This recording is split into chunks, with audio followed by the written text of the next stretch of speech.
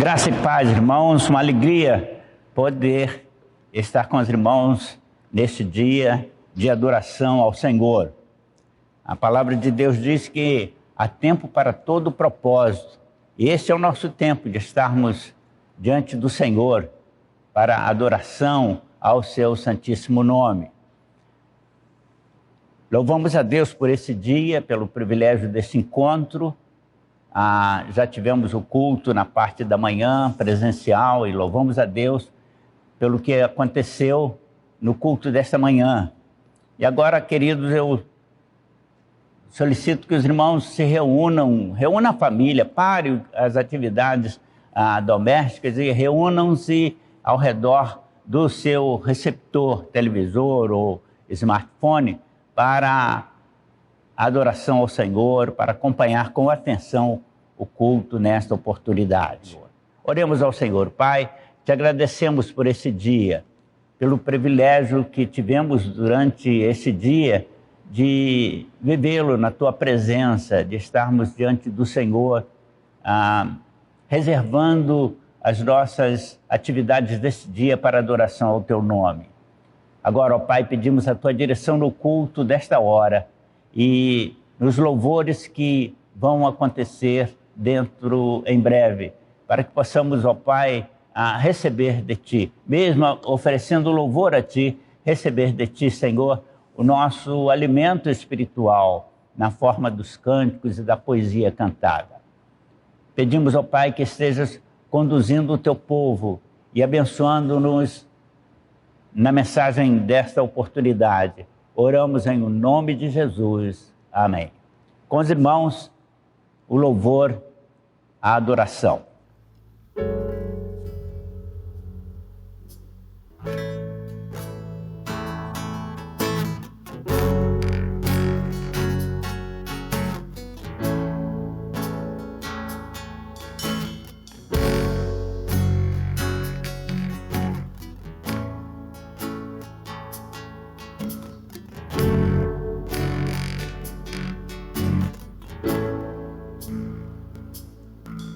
Teu sangue leva-me além, a todas as alturas, onde ouço a tua voz. Fala de tua justiça pela minha vida. Jesus, este é teu sangue.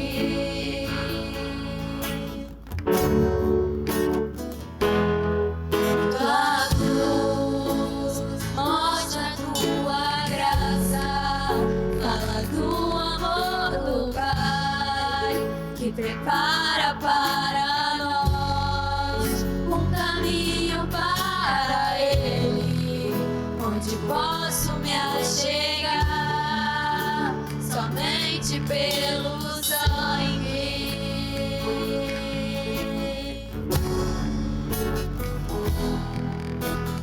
Que nos lava dos pecados, que nos traz restauração.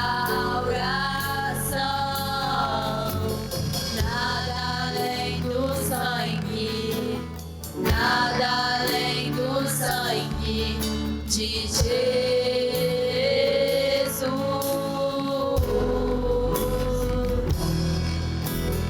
que nos faz brancos como a neve, aceitos como amigos de Deus. Nada além do sangue, nada além do sangue de Jesus.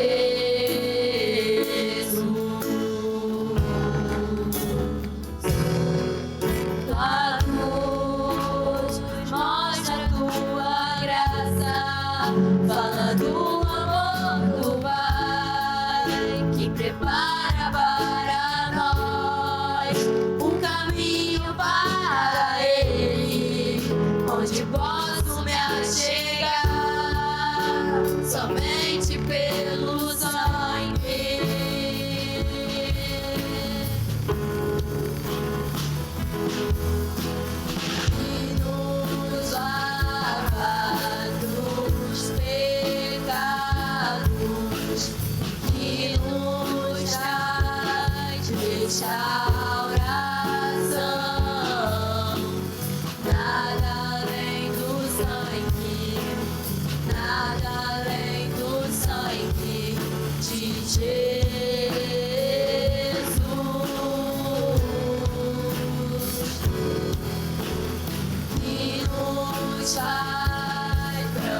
como a neve, aceitos como amigos de Deus.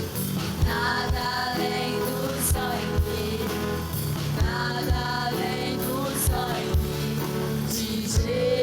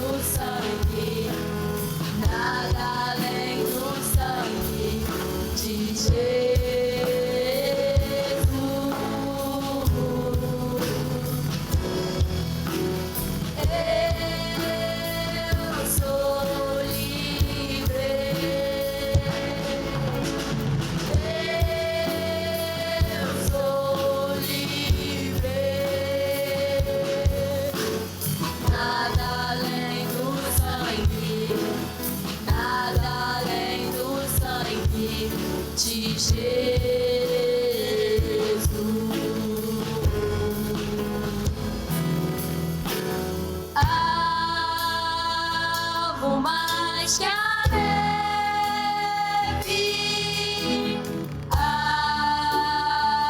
algo mais que a neve, se neste sangue lavado,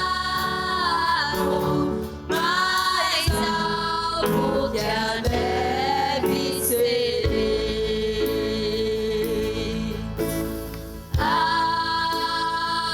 Algo mais que a neve, algo mais que a neve, se neste sangue lavado, mais alvo que a neve serei.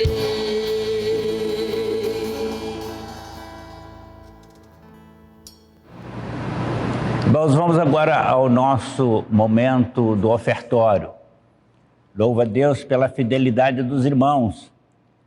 A nossa igreja continua a manter os seus compromissos em dia e isto graças à fidelidade dos irmãos. Quero ler, irmãos, do texto de Malaquias, capítulo 3, o versículo 10. Trazei todos os dízimos à casa do Senhor, para que haja mantimento na casa do Senhor, e depois fazei provas do Senhor, diz o Senhor dos Exércitos. Pois vos abrirei as janelas dos céus e derramarei tantas bênçãos que vos advenha maior abastança. Os irmãos estão tendo na tela o endereço para o depósito. Aqueles que preferem usar o depósito direto no banco, façam informando a Secretaria da Igreja, a Tesouraria da Igreja, o seu depósito, para que possamos contabilizar. E aqueles que preferirem poderão trazer aqui ou vir no culto no próximo domingo pela manhã e fazê-lo pessoalmente. Nós louvamos a Deus pela fidelidade dos irmãos. Oremos agradecendo a Deus a disponibilização dos bens nesta oportunidade. Pai querido, nós te agradecemos pela fidelidade do teu povo e pedimos ao Pai que se cumpra na vida dos teus filhos, nesta oportunidade, as tuas promessas em relação de maior abastança. Também, ó Pai, queremos pedir uma bênção toda especial sobre aqueles irmãos que, por estarem desempregados, não oferindo nenhum valor para o seu sustento, que eles possam vencer essa situação, ó Pai, e que em breve tenham realmente a manutenção de sua família, os seus salários, e que eles possam sentir o prazer, a alegria de, como tantos outros, ofertarem ao Senhor, depositarem na presença do Senhor o seu dízimo em cumprimento ao seu mandamento. Nós oramos, ó Pai, em o nome de Jesus. Amém. Graça e paz da parte de Deus e do nosso Senhor e Salvador Jesus Cristo. Nesse primeiro domingo de 2021, eu gostaria de estar meditando com vocês a respeito da primeira ida dos espias à terra de Canaã, quando eles estão ali na fronteira da terra de Canaã, prontos para entrar na terra de Canaã. Os espias voltam, trazendo o seu relatório, o que impede o povo de entrar naquela terra, e por isso eles vão vagar 40 dias pelo deserto.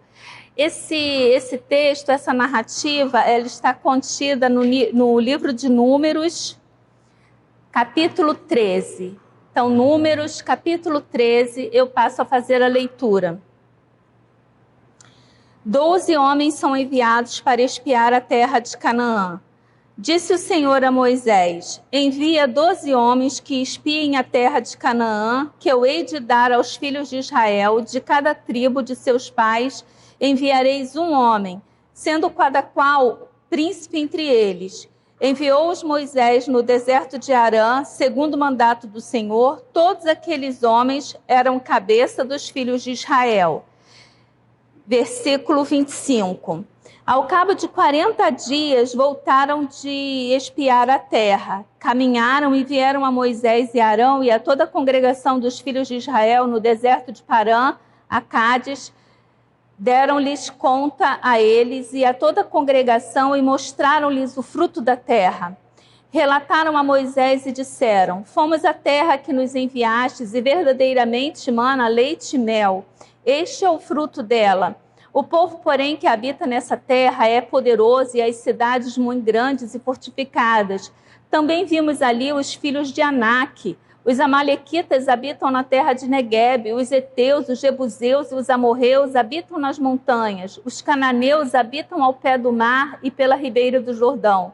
Então Calebe fez calar o povo perante Moisés e disse: eia, subamos e possuamos a terra, porque certamente prevaleceremos contra ela.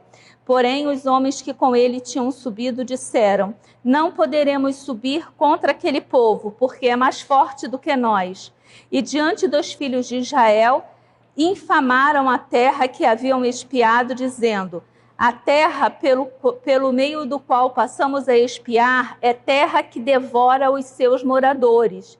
E todo o povo que vimos nela são homens de grande estatura.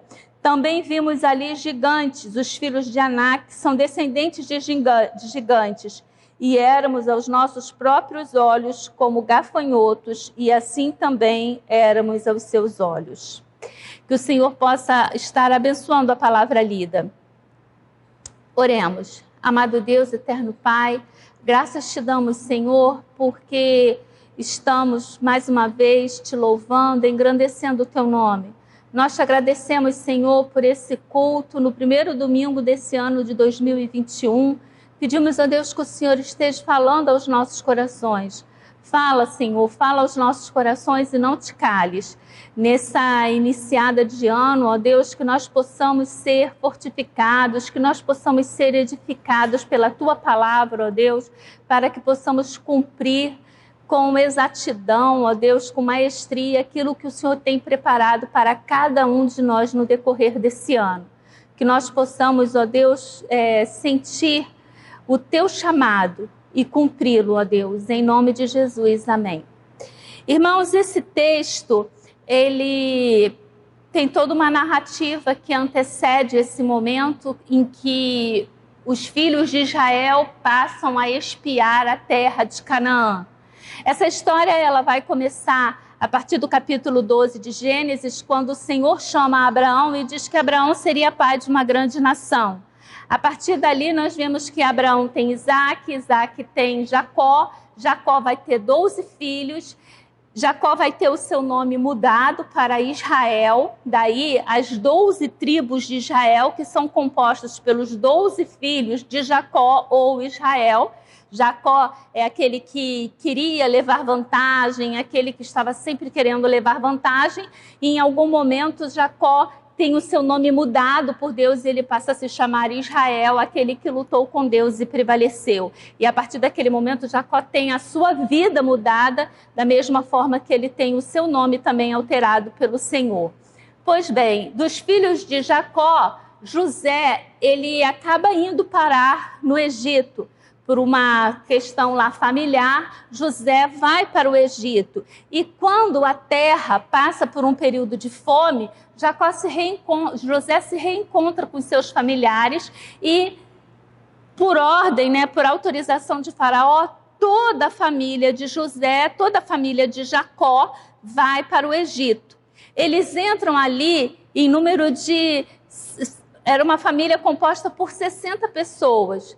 Eles entram na terra do Egito. Ali eles são irmãos do governador, eles são parentes do governador, que é a figura abaixo da figura de Faraó. Mas José morre, Faraó morre, vai morrer toda aquela descendência. E agora, passado muitos anos, o povo do Egito não reconhece mais a relevância daquelas pessoas que moram ali na terra de Gósen, de forma que os descendentes de Israel passam a ser escravos no Egito. E essa escravidão ela vai durar mais de 400 anos, até que Deus levanta um homem, Moisés, e ordena a Moisés que tire o seu povo do Egito e que leve o seu povo para a terra prometida. Então começa a história de Êxodo, onde Moisés ele vai até Faraó, ele apresenta ali diante de Faraó 10 sinais, né? Às vezes a gente fala que são 10 pragas, mas eu gosto mais de dizer que são sinais da parte de Deus para Faraó e o povo de Israel. Então ele apresenta ali aqueles sinais e o último sinal, a gente sabe, é a morte do primogênito de todos os egípcios. Depois, quando eles saem da terra do Egito, quase que empurrado por aquele povo, o povo, né, quer se ver livre do povo de Israel, os egípcios querem que os israelitas saiam dali, e eles saem carregando ali ouros, vestes, animais que os egípcios dão de forma a facilitar a saída deles. Mas, em determinado momento, Faraó se levanta e ele se arrepende de ter liberado o povo para ir embora e ele vai atrás. E aí a gente tem ali aquela bonita passagem do povo atravessando o Mar Vermelho, quando os israelitas atravessam com os pés enxutos e logo atrás vem Faraó, os seus cavalos e os seus cavaleiros, mas o mar se fecha e ali eles perecem. Então nós vamos ver o povo de Israel ali iniciando a sua jornada pelo deserto, que encerraria-se aqui. Esse Números 13, ele está narrando uma história que se dá a apenas 90 dias dessa saída do Egito, da travessia do Mar Vermelho, e tudo isso que eu contei aqui para vocês. 90 dias após o povo ter saído do Egito, eles estão ali, fronteira com Canaã. E Deus então diz para Moisés que ele separe 12 príncipes, um príncipe de cada tribo, uma pessoa notável, uma pessoa excepcional, que se destaque ali dentro daquela tribo e que envie 12 espias, um de cada tribo de Israel, um descendente de cada um dos filhos de Jacó, e envie eles à terra de Canaã para que eles possam espiar a terra. E o interessante é que Deus vai falar aqui, olha. Ele vai dizer que a terra já foi dada para eles, né? A terra, Deus vai deixar bem claro que a terra ela já foi dada para o povo de Israel. Agora eu não estou achando aqui o texto, mas a Bíblia é bem clara quando o Senhor diz que aquela terra ali já está determinado que vai ser do povo de Israel. Deus quer que eles olhem ali, vão lá para poder fazer aquela primeira olhada, aquele primeiro contato com a terra. Mas quando os espias voltam, a gente vê que o relatório é um pouco complicado, porque há uma divisão no relatório. 10 espias, eles chegam e eles falam, olha, realmente a terra é muito boa, a terra mana leite e mel, a terra, olha aqui esse cacho de uva que nós trouxemos de lá, é enorme, mas os homens que vivem naquela terra são gigantes. Aquela terra é uma terra, nós lemos aqui, né? É uma terra que devora os seus moradores, e todo o povo que vimos nela são homens de grande estatura. Eles vão dizer que diante daqueles homens, eles se sentem como se fossem gafanhotos, como se fossem muito pequenos diante daqueles homens. E temos a narrativa de Josué e Caleb que vão dizer, não, a terra é muito boa e nós podemos ir. Nós vemos aqui que Caleb fez calar o povo perante Moisés e disse, eia, subamos e possuamos a terra, porque certamente prevaleceremos nela. Então há uma divisão ali. Mas o importante, irmãos, é a gente ter em mente de que o Senhor tinha tirado aquele povo da terra do Egito, manifestado todos os seus sinais. Aquele povo estava ali no deserto vivendo, se alimentando do maná enviado por Deus diariamente para eles. Aquele povo estava ali no deserto. Imagine, eles saíram do Egito em número de mais de 600 mil homens, sem contar as mulheres e as crianças. Era uma multidão atravessando um deserto, não tinha cantil de água que desse para dar água para todas essas pessoas. Deus fazia brotar água da terra, da rocha. Ele transformava a água amarga em água doce. Aquele povo caminhava pelo deserto e as roupas não se gastavam. Deus mandava uma nuvem para proteger, dando sombra para aquele povo caminhar pelo deserto durante o dia. E à noite ele enviava uma coluna de fogo que ficava ali aquecendo todo o arraial dos israelitas. Eles estavam debaixo da proteção de Deus. E agora, diante da entrada na terra prometida, eles vão se acovardar. Mas é muito interessante porque eu não sei se na cabeça de vocês passa isso, mas na minha cabeça eu fico pensando, por que Josué e Caleb não levantaram e começaram a falar todas essas coisas que eu acabei de falar? Por que eles não levantaram? Gente, que é isso? Estamos falando do nosso Deus, o nosso Deus nos deu a terra prometida, o nosso Deus nos tirou lá do Egito quando éramos escravos. Lembra-se dos sinais quando Deus fazia separação entre a terra de Gósen e a terra do Egito, mandava o sinal, a praga, e que atingia ali os egípcios e não nos atingia? Como é que pode, irmãos, gafanhoto delimitar território? Como é que pode dar gafanhoto lá na plantação dos egípcios e não dar gafanhoto no território, na terra de Gósen? Como é que pode você ter um problema de escuridão, de breu na terra do Egito e você não ter esse problema na terra de Gósen?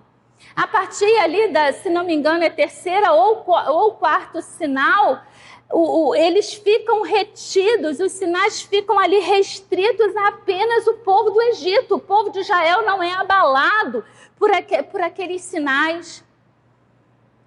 Às vezes ficamos hoje em dia pedindo um sinal da parte de Deus. E é muito interessante porque sinais, irmãos, milagres, podem até fazer lotar igreja, mas não mantém a fé de ninguém. É sobre isso que eu gostaria de estar falando essa noite.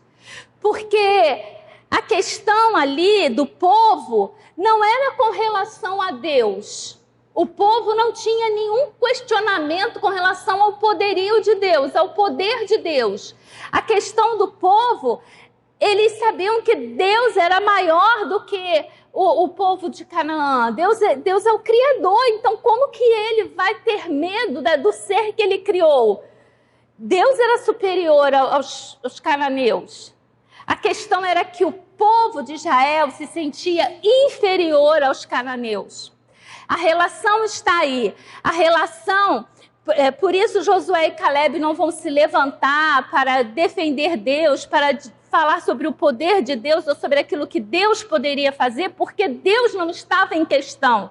Estava em questão o posicionamento dos israelitas com relação aos cananeus. Observe que eles vão dizer, vimos ali gigantes, os filhos de Anak, descendentes de gigantes, e éramos aos nossos próprios olhos como gafanhotos.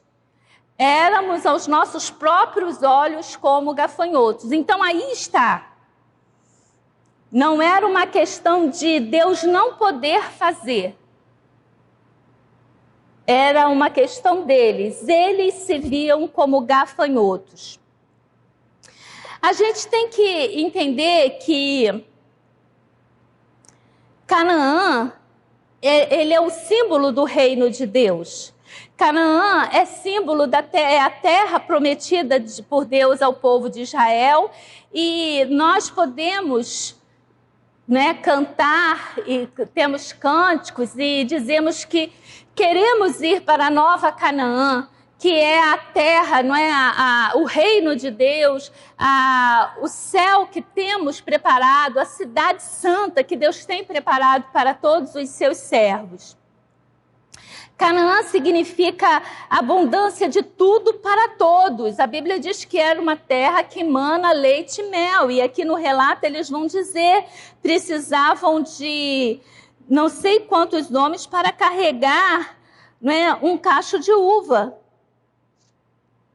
Daqui depois vieram até o vale de Escol e dali cortaram um ramo de vide com um cacho de uvas, o qual trouxeram 2 homens numa vara. 2 homens para trazer um cacho de uva numa vara. Então nós podemos ver que ali era uma terra de abundância. Era uma terra de fartura. Quando nós estudamos a Bíblia, é óbvio que nós nos identificamos com os personagens bíblicos.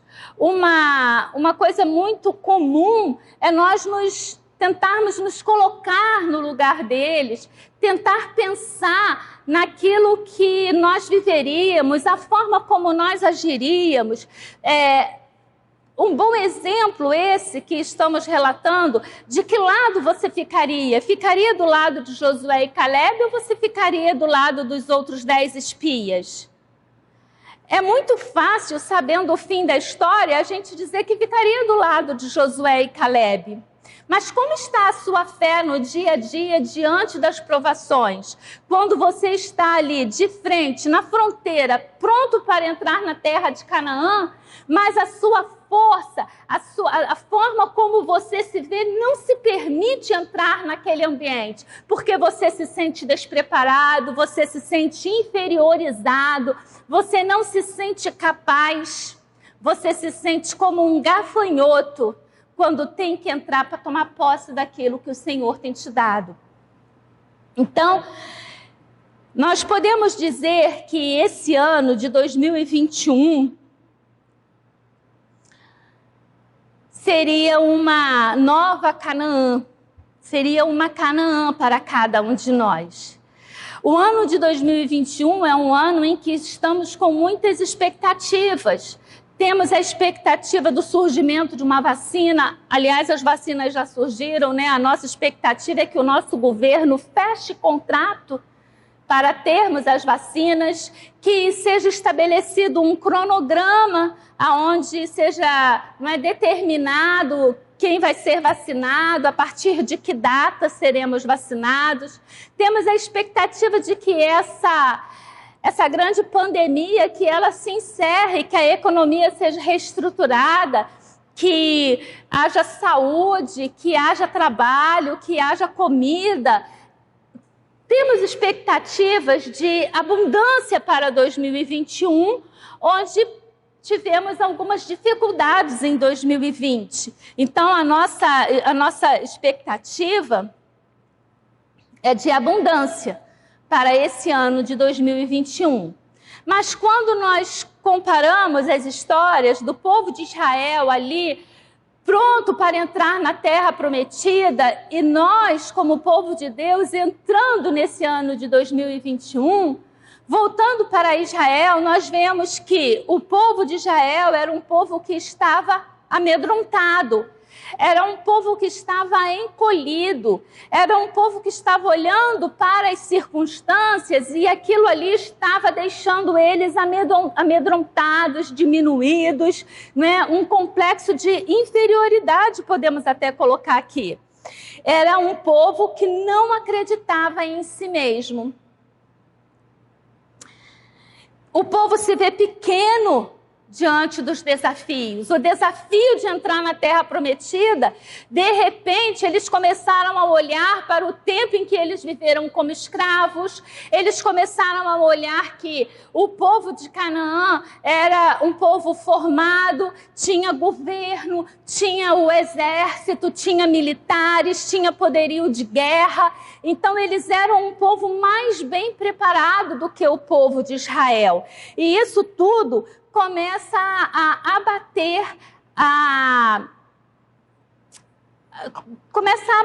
o emocional daquelas pessoas. Quando nós paramos para olhar as circunstâncias, eu sempre vou achar que o outro está mais bem preparado do que eu, que o outro estudou mais do que eu, que o outro fala melhor do que eu, que o outro faz e acontece melhor. Numa entrevista de emprego, numa seleção, eu sempre vou achar que todos os outros candidatos são melhores. Eu sou o último candidato a estar qualificado, eu sou o menos qualificado para essa posição. Quando olhamos as circunstâncias, tendemos a esse tipo de direcionamento, de realmente nos sentirmos como gafanhotos. Mas lá em Efésios, o apóstolo Paulo vai dizer que bendito o Deus que já nos abençoou com toda sorte de bênção. Observe o tempo do verbo já nos abençoou. Ele não vai nos abençoar. Ele já nos abençoou. Você já foi abençoado. E aqui no versículo 3, ele está falando...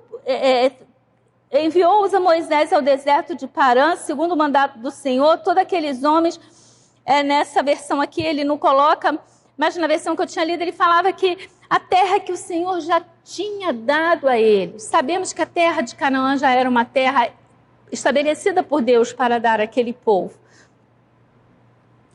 Josué e Caleb não se levantaram e não lembraram o povo as maravilhas que Deus já tinha feito, que Deus já tinha realizado no Egito, como eu disse, porque não era Deus que estava em discussão. Não era o poder de Deus, mas a forma como o povo se relacionava com o poder de Deus. Eles não dizem que os gigantes são maiores do que Deus. Eles dizem que são maiores do que nós. E diante deles, aos olhos deles, nós éramos como gafanhotos. A discussão não é quem Deus é. A discussão é quem somos. Da onde saímos nós? Essa questão ela não vai ser debatida por Josué e Caleb. Eles não vão argumentar a respeito dos milagres de Deus, porque esse era um argumento que fazia com que o povo ficasse acomodado. O fato deles terem provisão diária da parte de Deus, o fato deles receberem diariamente o maná, o fato deles receberem, apesar de estarem no deserto, ver brotar água de rocha, o fato deles não ficarem ali, não terem suas roupas rotas, o fato de ter proteção dia e noite da parte de Deus, era o que fazia com que aquele povo quisesse permanecer no deserto, ao invés de entrar na terra de Canaã. Porque quando entramos na terra de Canaã, precisamos lavrar a terra, precisamos trabalhar, precisamos colocar a mão na massa. Os irmãos estão entendendo? Olha o que eles estão falando. Eles têm medo da terra. Eles vão dizer que essa terra A terra pelo meio da qual passamos a espiar é terra que devora os seus moradores. E todo o povo que vimos nela são homens de grande estatura. Percebe que a questão deles era com relação... porque eles se sentiam diminuídos diante do povo daquela terra e porque eles acabaram tendo medo do que viria ao entrar na terra de Canaã. E isso é fato porque quando a gente lê lá Josué e a gente vê a entrada do povo na terra de Canaã, a partir do momento em que eles atravessam o Jordão, a Bíblia diz que no dia em que eles atravessam o Jordão, para o maná, cessa ali o maná, porque já havia condição deles lavrarem a terra e deles conquistarem os seus alimentos. Então, eu espero que vocês estejam entendendo, né, esse posicionamento. Eu vou até ler o que a minha anotação, né? A questão é que Josué e Caleb não vão argumentar a respeito dos milagres de Deus, porque esse era o argumento para o povo ficar acomodado onde estava. A percepção era que Deus cuidava deles, pão do céu, água da rocha, nuvem, coluna. Eu estava até observando, até esse ponto aqui, o povo de Israel nunca tinha travado uma batalha, não tinha travado uma batalha. Até esse momento aqui, eles não precisaram lutar por nada. Porque Moisés é quem ia falar com o faraó, Moisés é que dava as instruções sobre o que o povo deveria fazer. Eles passaram ali pelo Mar Vermelho sem fazer nada. Eles foram para o acampamento, quando eles não tinham água, eles reclamavam em cima de Moisés, pediam um alimento, reclamavam com Moisés. Então, o tempo inteiro, eles estavam ali somente debaixo da provisão de Deus e eles não tinham feito nada até aquele momento. Quando entra na terra de Canaã, quando eles entrassem na terra de Canaã, eles teriam que trabalhar, eles teriam que arar a terra, eles teriam que organizar as cidades. Nós estamos sobre o cuidado de Deus. Nós temos o cuidado sobrenatural de Deus, temos as bênçãos de Deus sobre nossa vida. Mas, irmãos, o que nós precisamos entender que a nossa vida, ela não é o deserto. A nossa vida é Canaã. No deserto, quando nós estamos passando ali por momentos de dificuldade, por momentos de provação, por momentos de privação, por momentos de perseguição, por momentos de debilidade física, por debilidade emocional, por debilidade financeira, seja qual for o nosso problema, seja qual for a nossa debilidade, Deus há de nos suprir, Deus há de mandar a provisão. Mas isso aqui, deserto, é excepcional. O normal é vivermos em Canaã. O normal é lutarmos, o normal é ararmos a terra, o normal é sairmos para labutar, para conseguirmos o nosso sustento. O normal é ajuntarmos dinheiro para comprarmos a nossa casa, é guardarmos as nossas economias para comprar o carro, é estudarmos para passar num concurso, é você fechar a boca para emagrecer. Esse é o normal. Isso não é deserto, isso é Canaã. E observe, o povo não queria sair do deserto e entrar em Canaã porque ele não queria ter trabalho. Estando à frente, trabalhando em igreja, é muito comum a gente ouvir, por exemplo, as pessoas reclamando. A escola dominical podia ser melhor. Podíamos ter mais vigílias. Ah, nós podíamos ter mais isso, podíamos ter mais aquilo, podia ter um departamento de infantil melhor, podíamos ter um ministério de música melhor, um ministério de culto mais organizado, podíamos ter um monte de coisa, mas ele não quer fazer nada. Ele quer ficar lá no deserto, recebendo os milagres, recebendo as bênçãos do culto, mas ele não quer arar a terra em Canaã. Ele não quer entrar na obra de Deus, colocar a mão no arado e não parar para olhar para trás. Essa é a grande dificuldade. Há um tempo atrás a gente estava fazendo uma vigília aqui na igreja e eu estava assim emocionada sentando no banco porque tínhamos ali quase que 50 pessoas e uma irmã entrou e falou: ai meu Deus, misericórdia, esse povo não quer nada. Só que a irmã ficou ali no tempo que o coral cantou e depois a irmã foi embora, ela também não ficou na vigília. Então são coisas assim que a gente não entende, quer dizer, o povo tinha que estar ali, mas ela podia ir embora. Você acha que a igreja podia estar mais cheia, que a igreja podia estar mais animada, mas você não vem ao culto? Isso é viver no deserto, esperando as bênçãos, querendo os agrados. Só que a nossa vida é Canaã, é Labutá. A nossa vida não é viver no deserto, à espera da provisão do Senhor.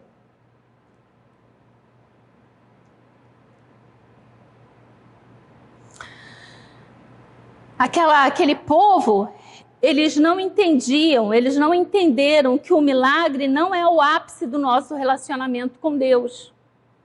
Milagre não é o ápice do nosso relacionamento com Deus. O ápice do nosso relacionamento com Deus é o cuidado diário de Deus sobre as nossas vidas.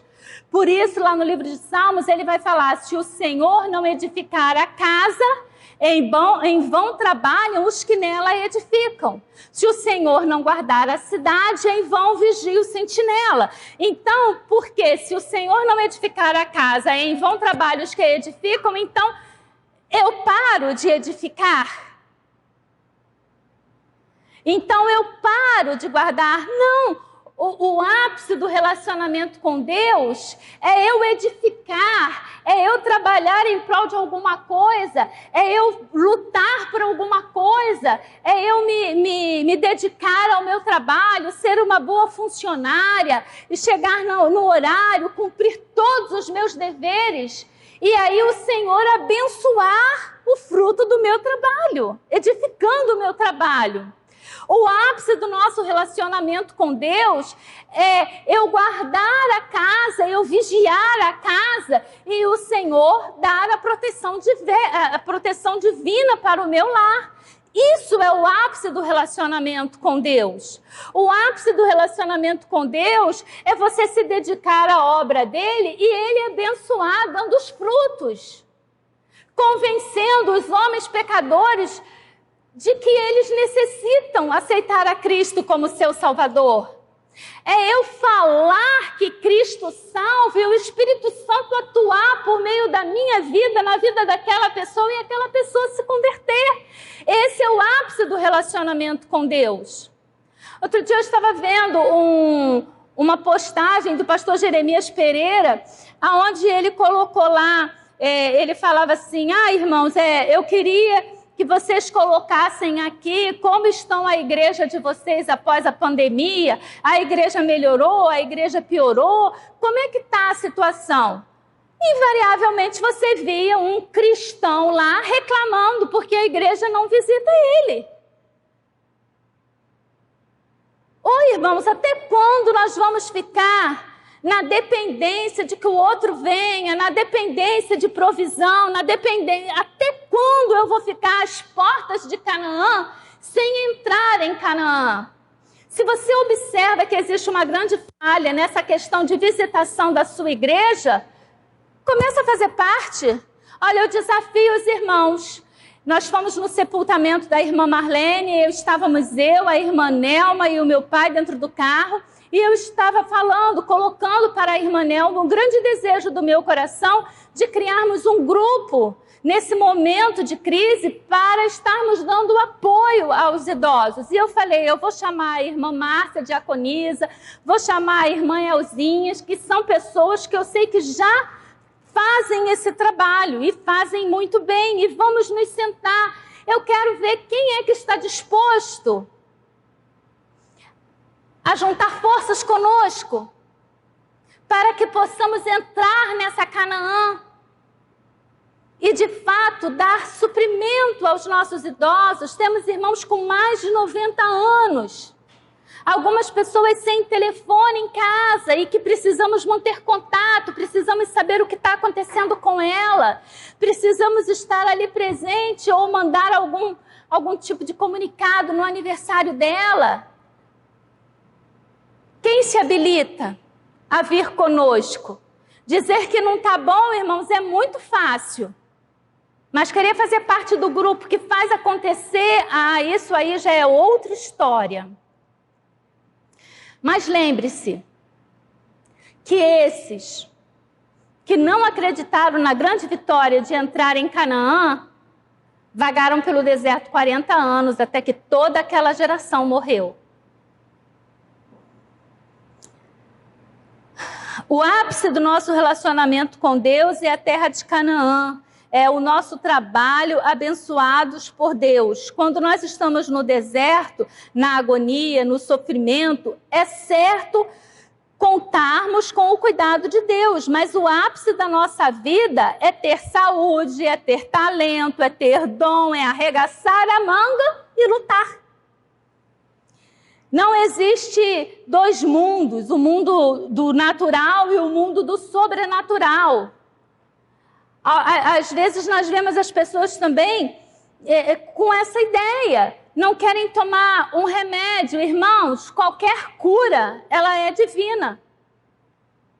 Se você está com uma dor de cabeça e você toma um analgésico e você é curado, isso é divino, porque foi Deus que levantou cientistas que estudaram ali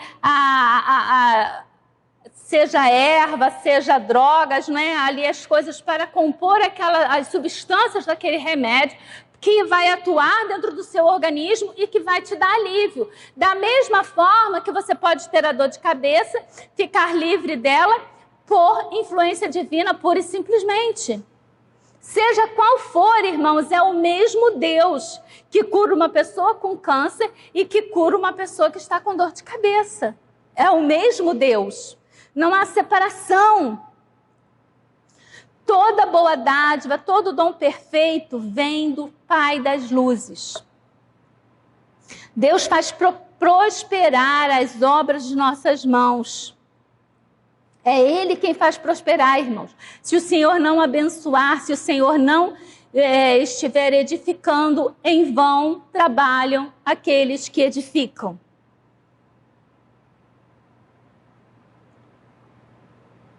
Queremos que as coisas aconteçam, mas não queremos batalhar para conquistar.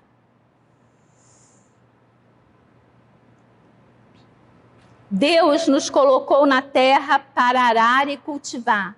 Quando Deus criou o homem, Ele disse para Adão que ali estava a terra e que ele arasse, que ele cultivasse a terra. Esse é o papel que Deus nos deu. Quando nós plantamos, Deus nos abençoa. Quando nós edificamos, Deus nos abençoa. Deus não criou o homem para ficar no deserto, vivendo de maná e água da rocha. Quando você está com Deus, você é a maioria.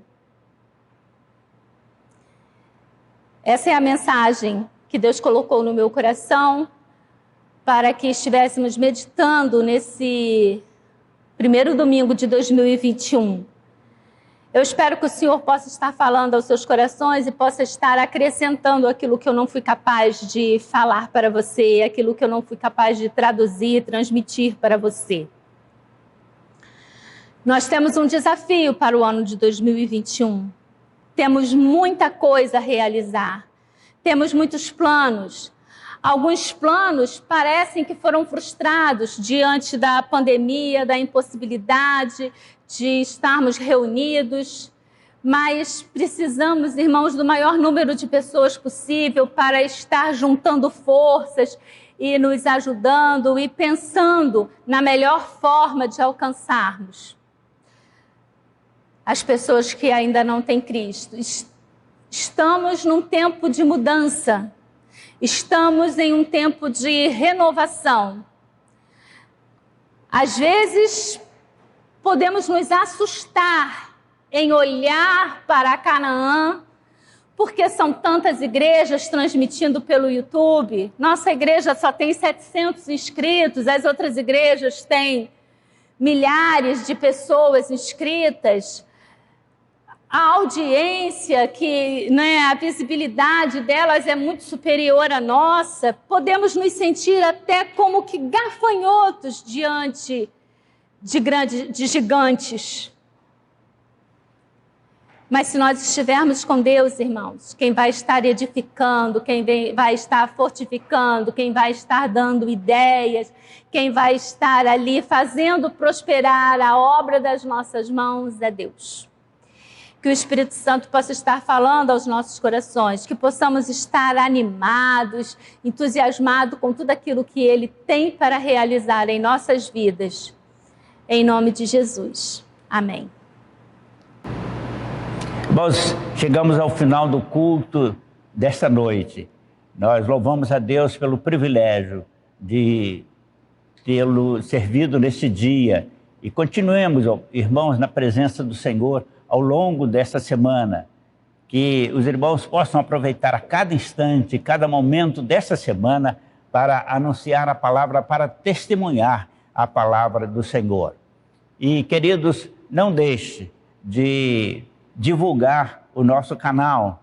Marque lá a sua presença e diga se gostou. Eu espero que tenham gostado da mensagem desta noite e do culto que foi oferecido ao Senhor nesta noite. Que o amor de Deus, a graça do nosso Senhor e Salvador Jesus e as consolações do Santo Espírito sejam sobre todos nós e sobre todo o povo de Deus espalhado sobre a face da terra, desde agora e para sempre. Amém.